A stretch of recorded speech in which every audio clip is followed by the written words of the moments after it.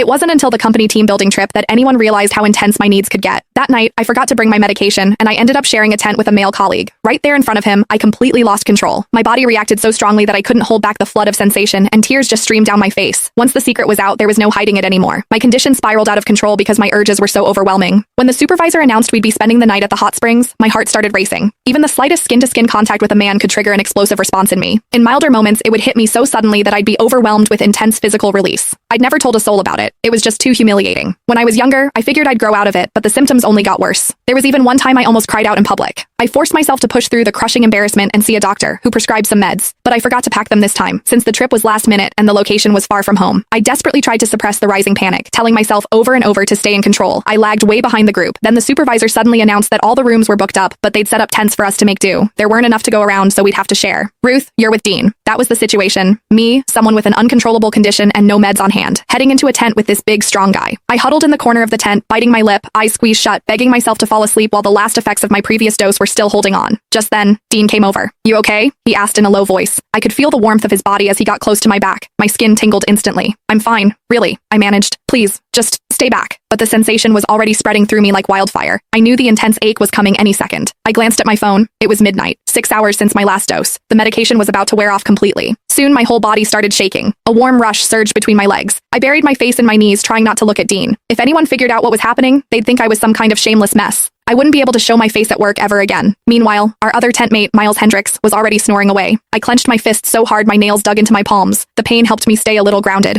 I whispered to Dean, "Sorry, I'm not trying to push you away. I just don't feel well." To my surprise, he didn't hesitate. He stepped closer, reached out with those warm, strong hands, and gently touched my forehead. Even though he was just checking for a fever, my eyes drifted down to his chest. It was dark, but through his shirt, I could make out the line of his collarbone and the outline of his muscles. The next second, my body tensed up sharply. In a wave of deep embarrassment, I was hit with another overwhelming release. I barely stifled the sound that wanted to escape. Worst of all, the aftershocks made me tremble even more. Dean clearly noticed. "That's weird. You're flushed, but no fever," he murmured, still softly brushing my forehead and cheek. I shook harder, turning my face away, but the tent wall was right there. No escape. I clenched my jaw to keep quiet, while realizing I couldn't stay trapped in this small space. All I could smell was him. No cigarette smoke, just a clean soap scent mixed with that strong, unmistakable masculine vibe. In a panic, I shoved him away. He stumbled back a few steps. I scrambled out of the tent. I didn't even think about how short my skirt was or how obvious the dampness on my lace underwear must have been. He quickly turned away, trying not to stare, but he wasn't clueless. He seemed to put it together in an instant and hurried out after me. By then, I was completely out of control, my body burning with need like never before. My mind was flooded with images of Dean, the bit of collarbone peeking from his white shirt, his Adam's apple moving when he swallowed, his healthy tan skin, those warm hands. I hadn't gone far before my legs gave out and I dropped to my knees. The urge had totally taken over. The impact on the ground didn't even register. Dean caught up immediately, trying to stop me. He helped me up. "What's wrong?" he asked